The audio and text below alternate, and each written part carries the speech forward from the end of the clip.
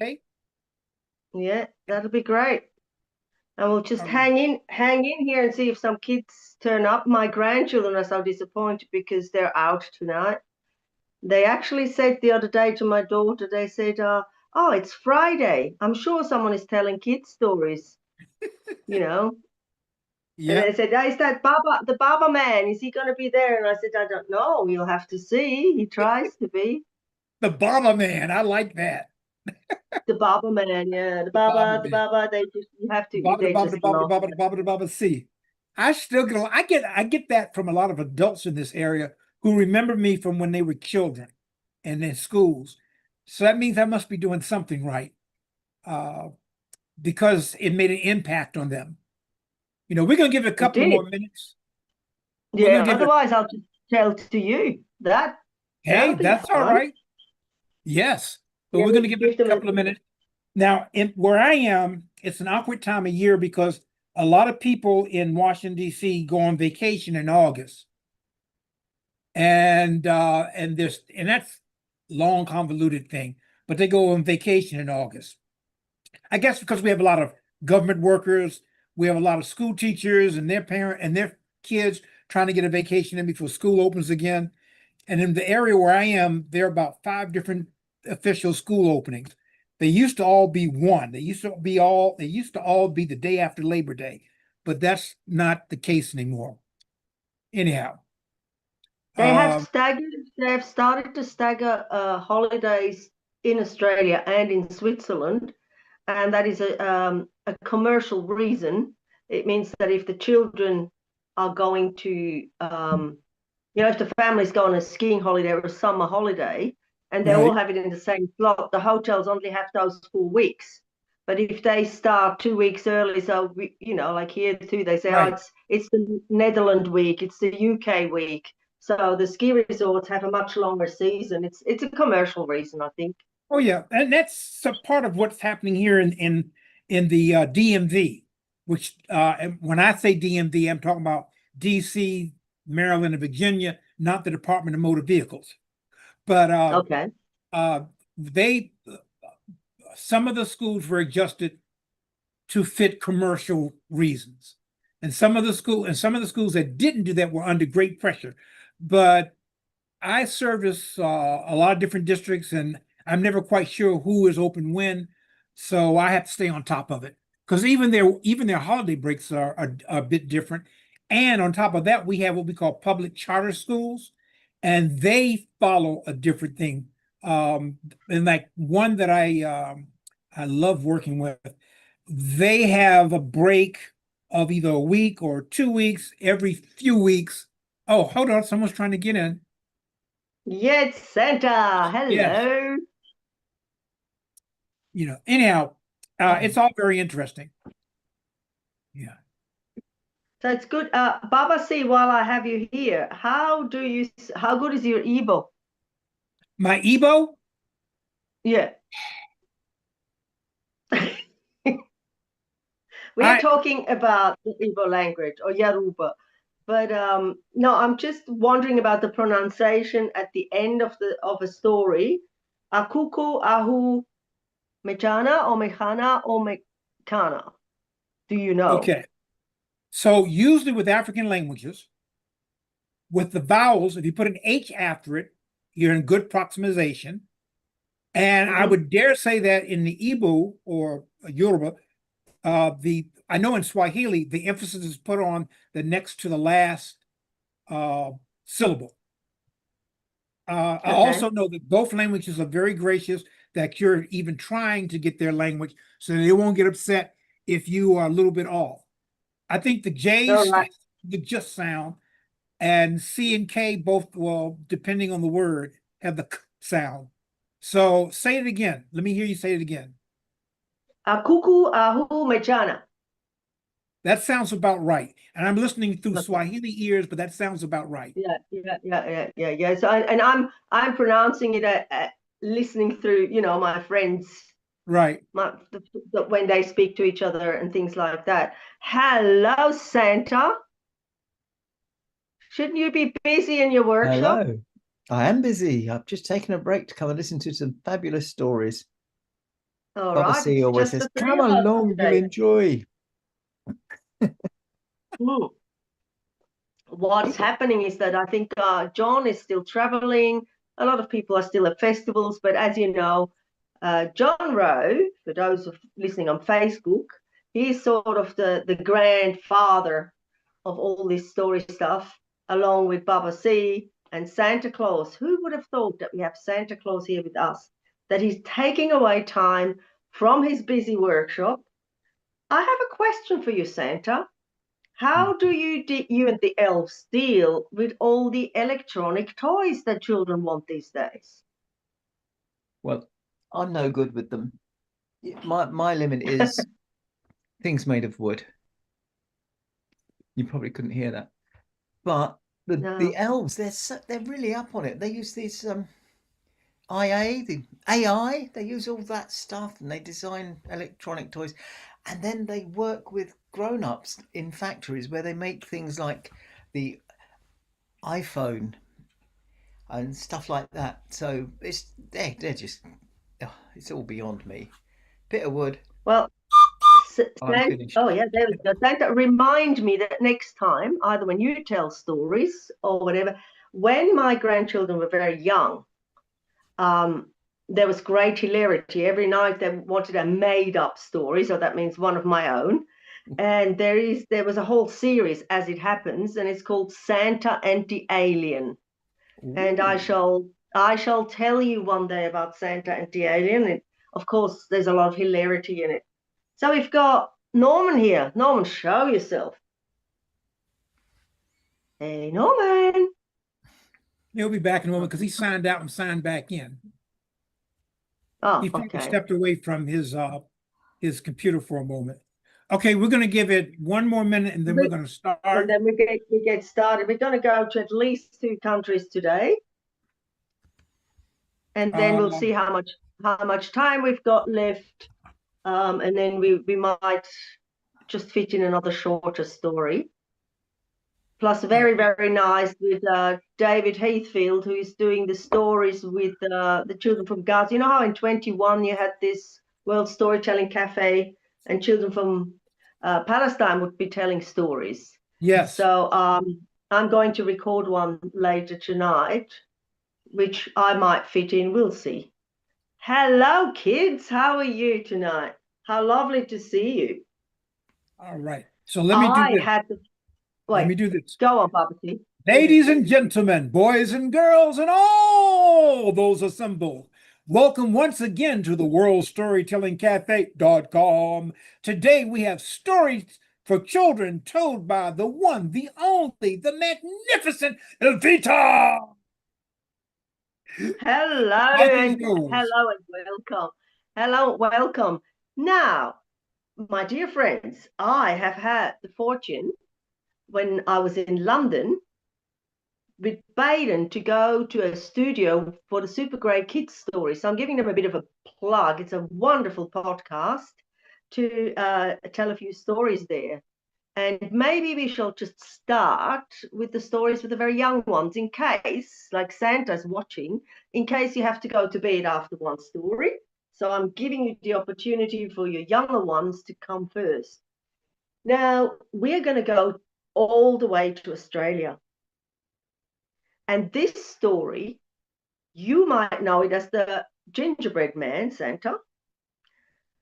Baba C, the Baba C, he might know it as the Johnny Cake Man.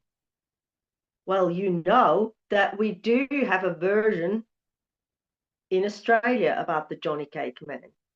Peter Dargan was a magnificent storyteller. He was a librarian, and he changed a lot of stories to give them a more Australian flavour. So let's see what happens. But before I start, I have to explain something to you. A swagman. A swagman is a kind of guy, a roustabout, that goes around the outback of Australia, which means out in the country, and all his belongings are rolled up in a blanket. That is called his swag. Therefore, he is called a swagman.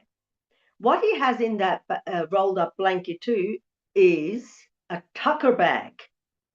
is a bag made of leather that he keeps his tucker, his food in. A billy can is a little metal bucket. A billabong is a body of very still, sometimes very deep water in the outback of the Australian bush. And then there is a goanna. A goanna is a lizard. The lizard is not as long as my grandson baby man's arm. It is not as long as my granddaughter Soleil's arm, and she is 3. It is not as long as your mummy's arm. It is actually longer than Baba. See, please stretch out your arm. It is longer than Baba C's arm. They are beautiful. They are black and they have speckled with yellow, whites and greys. And they actually look like an Aboriginal painting. They're very, very long, very big and very greedy. So therefore, let's go to the Australian bush and see what happened there. Once a jolly swagman camped by a billabong under the shade of a coolabah tree, and he sat as he watched and waited till his billy boiled. You come a waltzing Matilda with me. The swagman had been about looking for work all day. It was hot. He was tired and he was hungry, and when he saw a croft of beautiful coolabah trees, he decided to set up camp there, right next to a billabong, a pond. He started to collect wood and he built a little fire. He scooped some water out of that billabong and set that billy, that little bucket, over the fire so he could make himself some billy tea later. Then he sat down and his tummy was making a grumbly noise. And he said, "Oh, I'm going to make myself a damper dough, a bread dough. I think I'm going to make myself some johnny cake for my lunch." So he reached into his tucker bag and took out 2 handsful of flour, which he put in a sort of tin plate, 2 pinches of salt, and just a little bit of the water from the billy. Then he stirred that all up with his hands together until it was a bit of a mass, and then he began to knead it and roll it. Pat a cake, Johnny cake. Pat a cake, Johnny cake. Then, when it was nice and soft and round, he flattened it a bit between his hands, and with his foot he pushed away some of the wood, and he lay that dough, that johnny cake dough, onto the hot coals. La la la la la la la la la. He scratched his beard and said, oh yes, this is starting to smell right. Then he took 2 sticks and turned that johnny cake over. After a while, a beautiful smell wafted through his camp, and his hand reached out and he was about to pick up that johnny cake and goes, "Yum, yum, munch, munch, I'm gonna have you for my lunch." But guess what happened? That johnny cake jumped up on 2 burnt stick legs and began to run. The swagman scrambled up and after him. "Ha ha," called the johnny cake man. "Run, run as fast as you can. You can't catch me, I'm the johnny cake man." And that swagman gave him chase. He ran and he ran.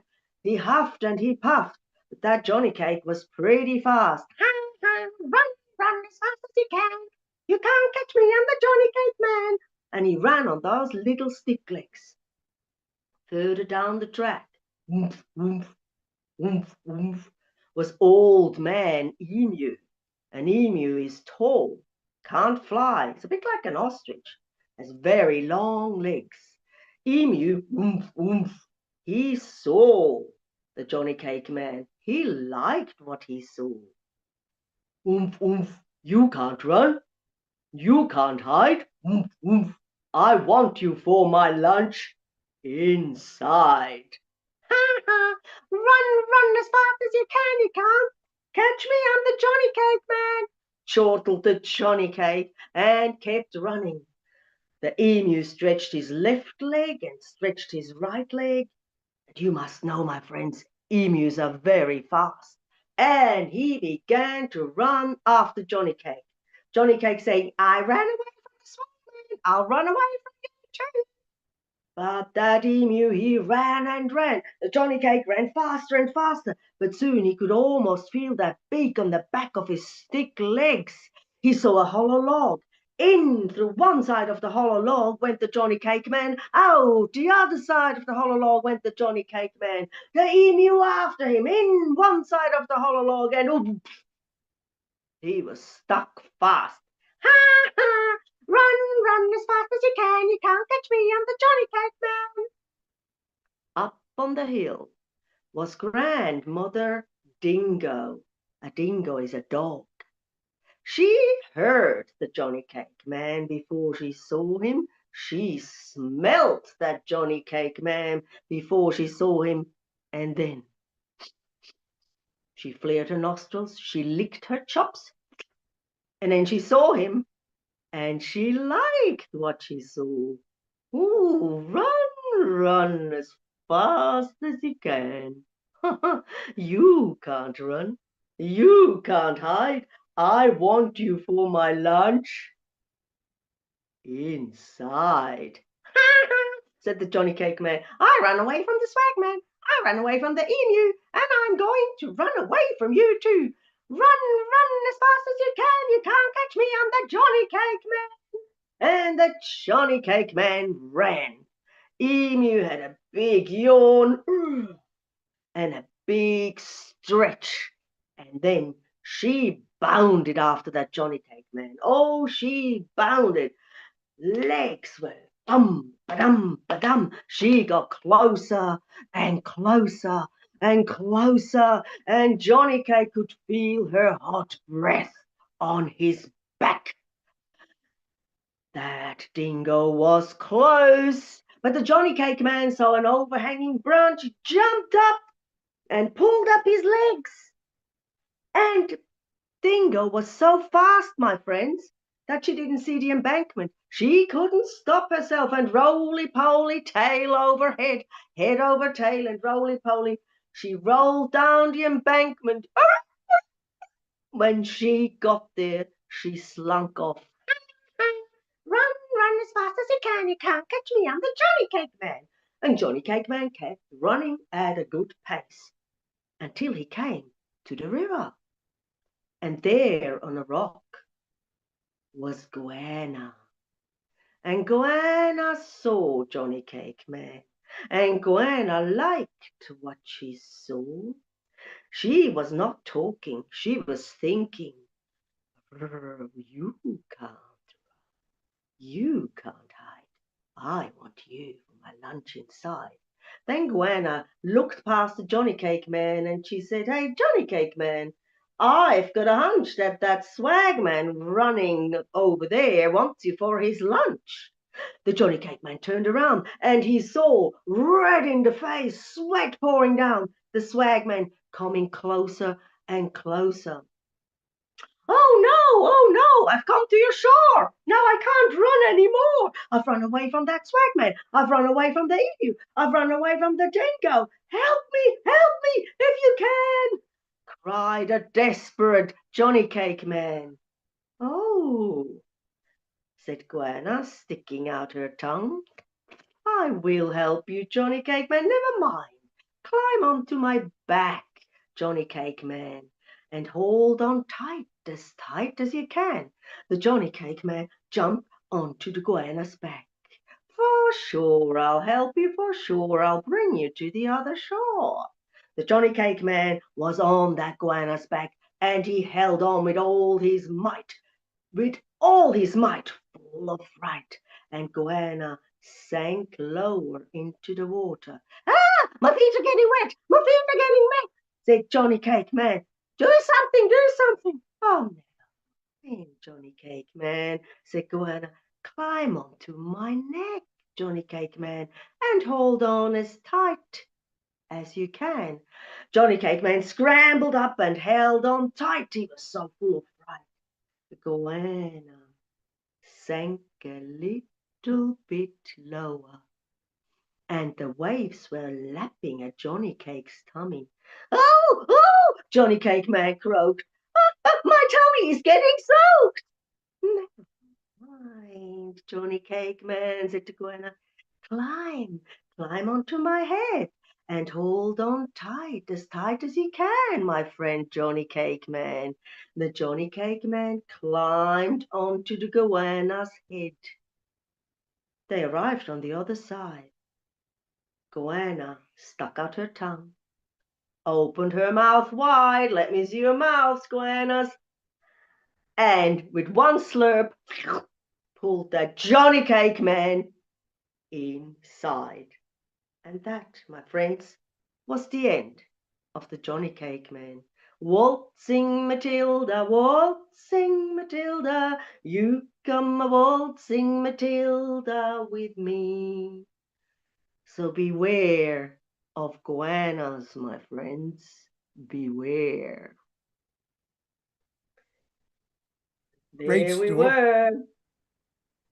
Now, I would have a little difficulty translating that to the because you call them Johnny cakes in certain parts of the U.S. They're called hoe cakes because they used to be cooked Okay. on the instrument, the hoe. Oh, really? And yeah, so it would be interesting. I would no.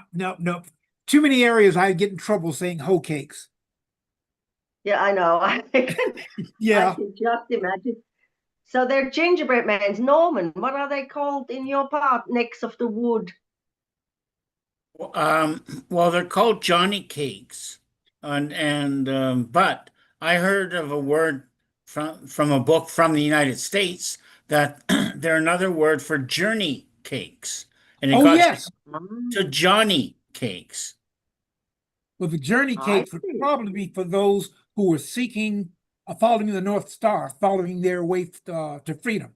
That's a supposition, but that's to me why they would be called journey cakes. Also, when people travel, they have to travel with as light as supplies as possible. So those, again, they could be called journey cakes. Anyhow, that's just my 3 cents worth. What about you, Santa? What do you know them as gingerbread men or? Yeah, I think a Johnny cake is probably something like an Eccles cake, whereas a gingerbread man is spiced with the ginger and it's shaped like a man, or indeed sometimes like a woman. And from what Bubba C was just saying and Norman was saying about the journey cakes, it sounds a bit like the elven way bread. It's sort of food that you Oh, yes. much more compressed. And it lasts, doesn't it? It can be very Mm. hard. So Samantha was telling me that they used to make them and then they were rock hard and you had to dunk them in something, but they would last forever. And they used to give them to the soldiers in their care packages. And you would sop them. It's called sopping. Sopping, sopping. And you would do that because it was hard and you have to do that to get it so you could chew it safely. So they were Johnny cakes, griddle cakes, journey cakes. I left something out. Well, Okay. There are a lot of I different names. I adapted pizzas to the story, Oh, and Well, instead that's of interesting. because it's for the first time that the pizza is round instead of square, as traditionally done, the pizza ends up running around because he's on a roll. Now, there's But one problem with my story, though, and I won't go into detail because it would be too long, but another storyteller, Charlie Corelli, came up with almost exactly the same story as I did at another time. So but it's all about pizza. well, for that those sounds just that tuning I in, would like we're to. listening to the fabulous Evita telling stories for children. So once again, we turn the mic back over to you. Okay, thank you very much. Now we are going, well, we're going to have to spread our wings because it's a long way from Australia. And I just realized it's another food story. That was not the plan. So very importantly, this story, I saw it in a library book a long time ago, and I cannot remember who the author was, but many people have done it. Now, because I live in Australia and creation stories are very sacred to some people, I know you can find them in library books because that's what people used to do. I always make a point when a story is very, very, very, very, very, very, very, very, very old, and I'm not going to go as long as Barbara C would. I try to find somebody from that culture to tell them, if they can tell me a little bit about the story, what it meant to them as a child, and just to acknowledge their culture and ask them for permission. Is it okay if I tell this story? And of course, the answer is always, oh, we'd love for you to tell that story, and thank you for asking. So I would put it to any teachers who are listening, please, especially if you're in Australia or in Canada, or in the US, if you're telling stories from a First Nation culture, get some information on the background of the story and some form of permission. I have never heard someone saying you can't say it. In Australia, it can happen if the story is sacred to that particular clan. So this time we are going to go to Nigeria, to Yoruba and Igbo land. And I did get permission from a griot to tell this story. Funga lafia, ashe, ashe. Funga lafia, ashe, ashe. With my thoughts, I welcome you. With my words, I welcome you. And with my heart, I welcome you. So far away from where I'm sitting right now and where all of you sit in West Africa, a very, very long time ago, actually, probably in the very beginning of time, people had a fairly easy life. Did you know that the sky was so close to the earth that people could touch it? Wouldn't that be fantastic to just touch the sky? Wonder what it feels like. But not only that, they could eat it. The sky was very generous. And when people were hungry, they could just reach, take a bit of sky and eat it. There was meatball flavored sky. There was roasted corn flavored sky. And pineapple. Oh, it was delicious. People did not have to plow fields. They did not have to sow crops or harvest or cook. Children did not have to go out and fetch water and sticks for the fire. And with so much time on their hands, what did people do? People would go and weave beautiful cloths. Can you see what Baba C is wearing? It might have been one of those people who did that. And they had time to carve as well. And whenever they were hungry, they would reach out, take a bit of sky and eat it. This went on for a long time, and Sky was always generous. The king, the oboe, also was very kind and generous. But with time, people began to be a bit wasteful. People began to maybe take 2 pieces of sky. Lemon drops. That's pretty. Oh, I think I'm a bit full. And they began to just drop sky on the floor or throw it on a heap. Now, Sky was not happy, thinking that this might stop soon, but it didn't. More and more sky pieces were rotting. So Sky got quite angry. Clouds began to gather. Flashes of lightning came, and people all looked up and said, "What's going on?" "You have not appreciated my gifts," Sky thundered. I have been so generous, but I cannot stand seeing my gifts wasted, souring and rotting.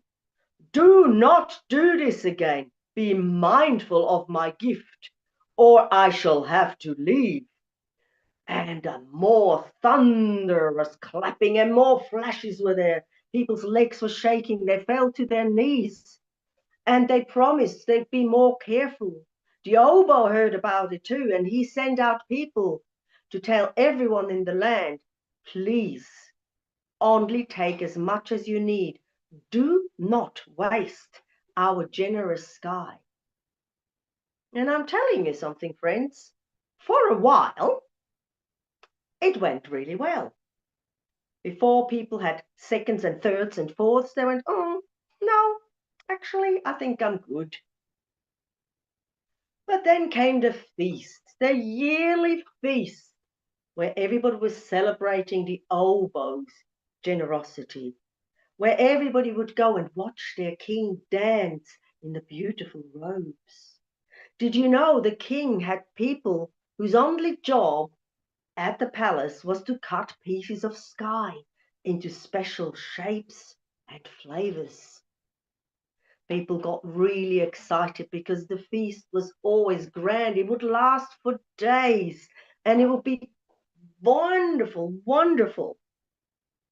Now the oboe made sure that the way the people were taking the food was just enough for everyone. The drummers lined up the dancers in front of them, and the feast began. There was dancing and feasting and eating, and people tried all kinds of grape flavor. And there were meatballs, there was chicken flavor, there was mango, you name it, it was there. People danced and ate and feasted. There was one woman. Her name was Osato. She was a big woman. Osato was the kind of woman that was never satisfied. She had a house full of children, 11 of them, but she felt her house was too empty.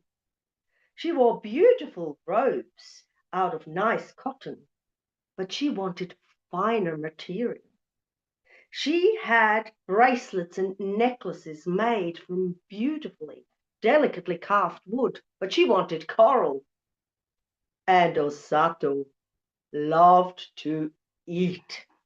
Oh, she was hardly dancing, I'm telling you. She was standing at those tables and she picked up a bowl of meatballs and she downed them in one slurp. She had another. Oh, she burped. Then she went over. Oh, there was some pink. Oh, watermelon. Hum, hum, hum. She put fistful into her mouth and watermelon juice was dribbling down her chin. She ate and she ate and she ate. After many days, the feast was over and people thanked the oboe and walked home. That is, most people walked. Osato did not walk. She waddled. She was so full. She was full up to her chin. But she looked around and she said to her husband and children, you go ahead. I will follow. Was it because she was embarrassed that she couldn't walk so fast? Was it because she was too full? Oh no, my friends, it was not. She was eyeing the sky, wondering what it would taste like right now. She saw the sun. The sun, would it taste like lemon? Should she try some more? Surely one little bite would not hurt. The sky, after all, was so big, they wouldn't notice if she took another bite. So with her finger, she touched the sun and she licked. Oh, she said, this is indeed very, very yummy. And she had another little lick. It doesn't matter, does it, friends? It's just a little bit. Then she walked on Waddle, waddle, waddle. The sun was beginning to set and there was red. And she went, oh, I wonder what that tastes like that way. Will it be watermelon or, or, or guava? Oh, I don't know. She took a spoon out of her headscarves. She always had a spoon in her headscarves, my friends, just in case, you never know. And she took that spoon out and she scooped. She tasted, really good. And another scoop, and another scoop. She walked on. She had to loosen her robes. She was so full. She looked at the fluffy clouds and she wondered, what do clouds actually taste like? Will they make me feel as light as a cloud? And without thinking, she threw away the spoon and she grabbed one cloud after the next and she put it in her mouth. I don't know what it tasted like, maybe like fairy floss. Who knows? Then Osato sat down and looked up at the sky. Her tummy was grumbling, not from hunger, but from being so full. But she said, the blue, the sky is so beautiful and blue.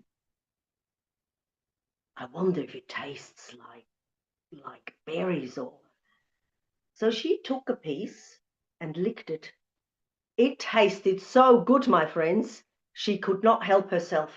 She took 1, 2, 3, and then she grabbed the whole piece. Plop! It plopped down. First she licked the edges. Then she took little nibbles. Oh, it was so good. She rolled her eyes. And as she rolled her eyes, she suddenly saw there was a big size hole in the sky. Then she looked in front of her, and there was a big blob of blue sky in front of her. Osato suddenly realized she had taken more than she could eat. Oh no, she thought, and she looked around worriedly. Oh, it's just some sky. No one will notice. She tried to bury it, but it was too big. Husband, she called. Husband, come and help me. Come and help me eat this piece of sky. Well, the husband's legs were really tired. He had been dancing for days and he had eaten well. He came and he only managed a mouthful. Children, children, Osato cried. Come and help me finish this piece of sky. The children came out. They were tired. Feasting is hard work for children. And they poked that piece of sky and it wobbled like a jelly. And they giggled, but all they managed was a few licks. So she asked Baden and Santa Claus and Norman and Baba C, neighbors, come and help me finish this sky. The neighbors looked worried. They saw she had taken too much. They tried their best, but what? You had all already been and you had eaten so much, I can see. Look at you, Baden. You're full, aren't you? You can't eat any more. The neighbors, the children, and her husband went inside, worried. And Osato too was worried. She was lying on her bed. She could not close her eyes. And she was wondering, what can I do? There's still a big piece of sky out there, but surely the sky is so vast, it will not notice one biggish piece missing. And much later, she fell asleep. A very restless, worried sleep. She was woken by her children. The sun was already out. Mama, where's breakfast? Osato got up and went out. The sky had not provided breakfast. The sky growled. Osato, you have broken the promise. You've taken more than you needed. It means I have to leave. Oh, no, said Osato. I'm sorry. But sky lifted above the treetops. No, said Osato. Come back. I'm sorry. Up to the valleys went the sky. Osato began to cry. I'm really sorry. Please don't go. What will the children eat? What will everybody eat? tears running down her face. Sky did not answer and lifted up, up, up, above the mountaintops. Sky is still there. Osato fell to the floor, bawling and crying. I'm so sorry. I'm so sorry. And her tears dripped down onto the earth. Neighbors and people came and said, Osato, Osato, what's going on? What's happened? And she cried and she cried, and her tears dripped into the soil. And then Earth spoke. Dry your tears, Osato. You will not starve, I promise. But from now on, you will have to work for your food. You will have to plow fields, sow crops, harvest. You have to build fires for your cooking. And you have to promise me, promise, you will never take more than you need ever again. I promise. Osato said, I promise. I really do. Did Osato keep her promise?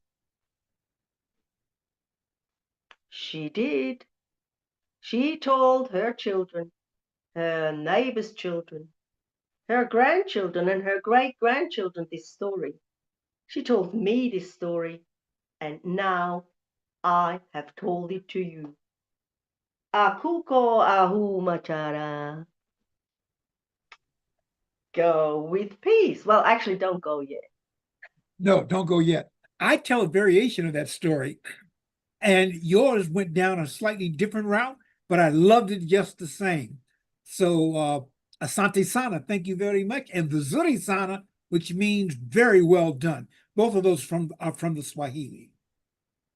From Swahili, yes. Oh, The story is really good for schools as well.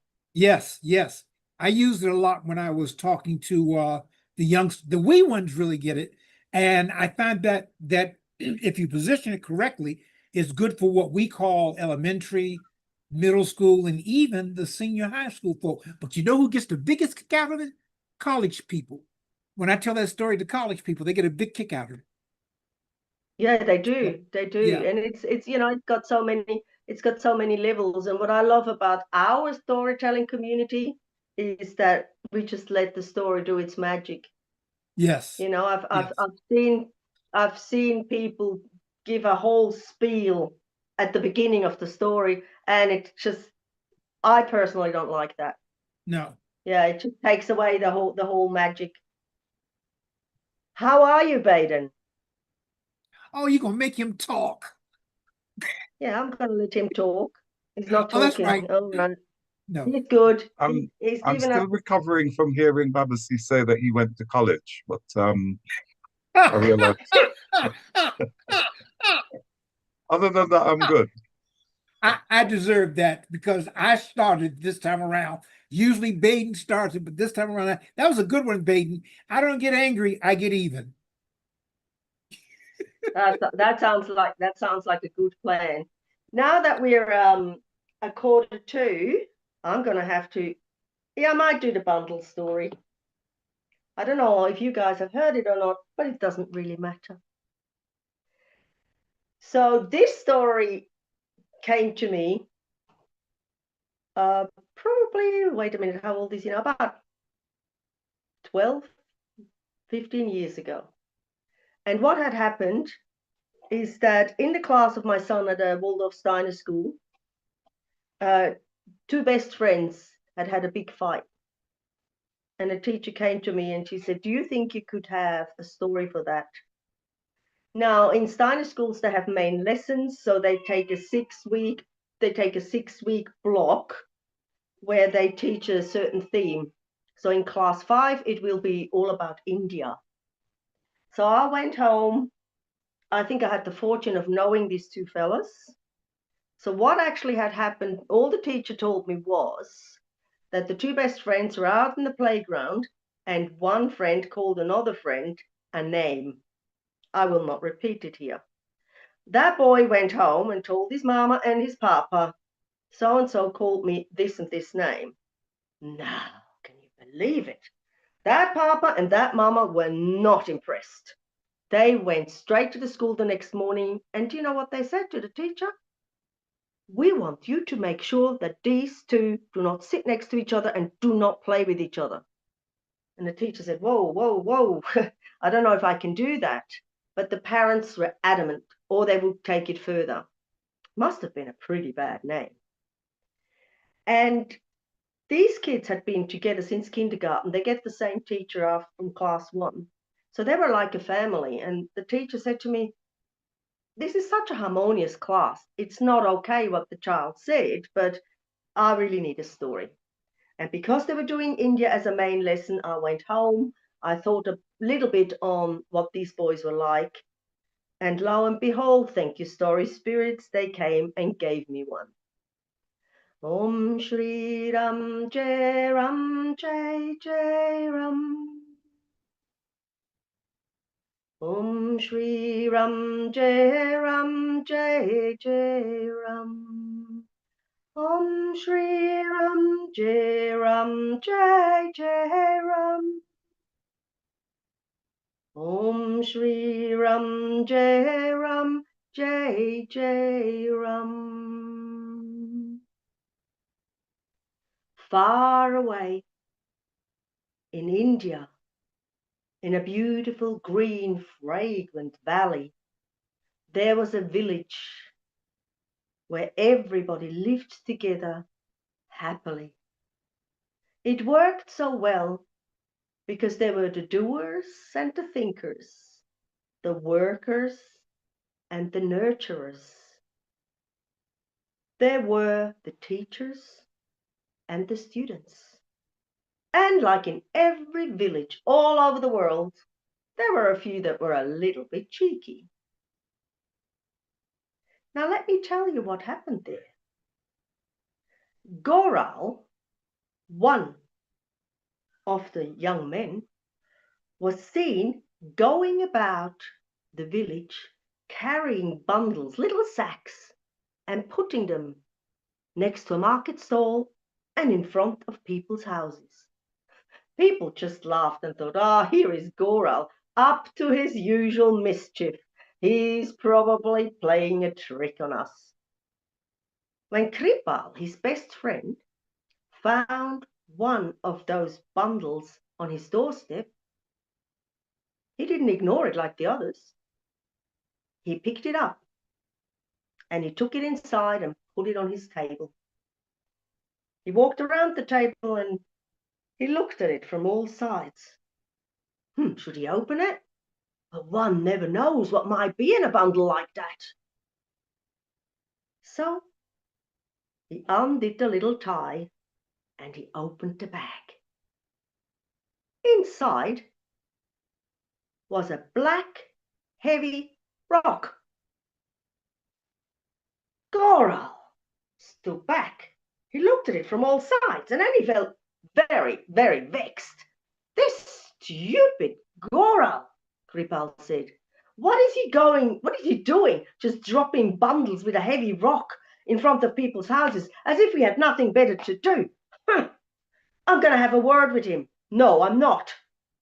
I am going to tie this bundle onto my back so I remember to stay cross with him. So that's what Kripal did. He tied that bundle with the heavy rock onto his back and he went outside. From that day onwards, he refused to sit next to Goral when it was mealtime. When he saw Goral walk down the street, he crossed to the other side. At offering time, he refused to be anywhere near his friend. And every night, Kripal would take that bundle, put it next to his bed, so he would not forget to wear it again the next day, so he would remember to stay cross with his friend. Soon people noticed that Kripal was not looking his chirpy, happy self. His steps were different, his face was different, and people started talking and wondering, and suddenly the harmony in the village just was not the same. After months and months of this, an old lady, traveler, was coming through the village. She saw that young man and she stopped him and she said, young man, what is making your step so heavy and your face so long? What is it? Oh, I can tell you what it is, he said, and he took that bag off his back and he said, it is this. It is because it is, she said, what is in it that it is so valuable that you carry it on your back? Ha! I'll tell you what it is, said Krippal. Inside this bundle is oh yeah, it's hang on. It's heavy. She said, I can see that. Well, inside here is one of them thingies, you know? I don't know, said the old lady. Well, inside, it's on the tip of my tongue. It's called Krippal could not remember what was in the bundle. What should I do? I can't remember it. What is it? The old woman put her hands on his and she said, why don't you open it and find out? With shaking hands, Krippal undid the tie, that heavy bundle. He opened it and he says, yeah, I know what it is. Inside that bundle, my friends, was nothing. Krippal wailed, but how come it was so heavy? The old one said, it's what you made it, young man. It's what you made it. Suddenly, Krippal began to smile. He took the string and he tied up that bundle. He thanked the old lady. He knew what he had to do. He ran up and down the streets. Goral! Goral, my friend, where are you? Where are you? And soon he found Goral. He says, Goral, I have a gift for you. Oh, you do? Oh, Krippal, that's very nice. You haven't talked to me in ages. Here you go, he said to him. Open it.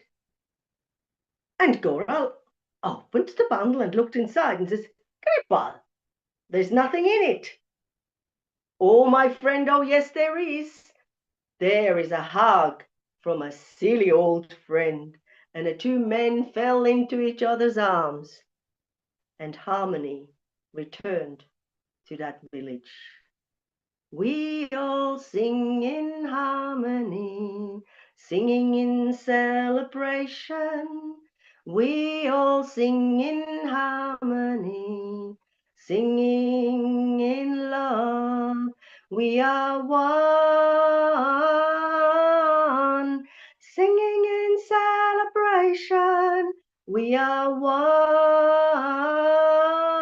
one, singing in love. Namaste. Oh, wow. Where has the time gone? That was, that was fabulous. Thank you very much. Oh, that was delicious. I wrote in the chat that a story well told is a story worth retelling.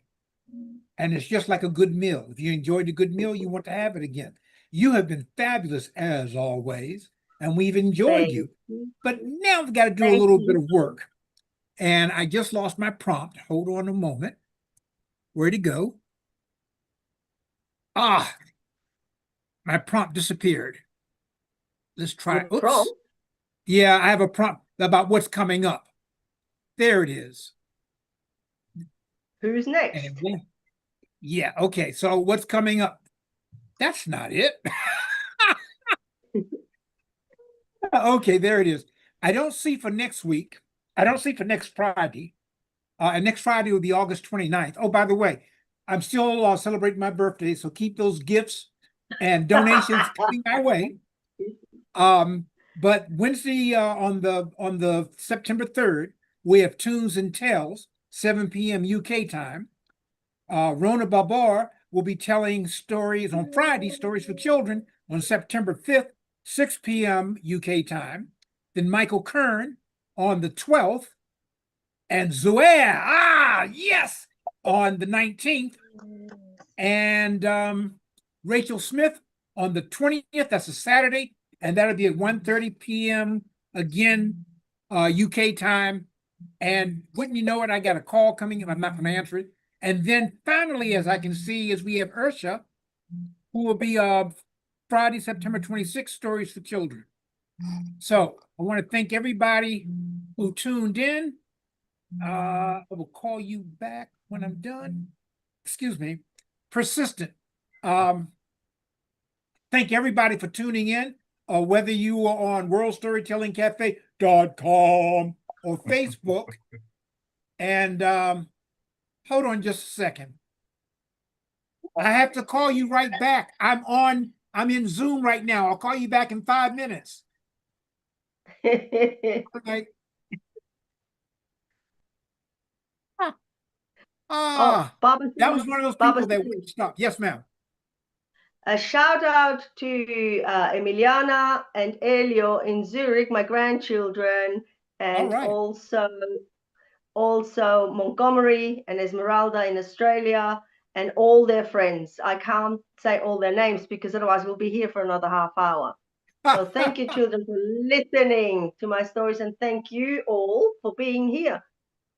All right. Thanks everyone for tuning in. Pleasure is We're all ours. over the globe this time. As I like to say, we're in the four corners of our very round globe. So from Baba C here in Washington, D.C., we're still under siege, but that's another story.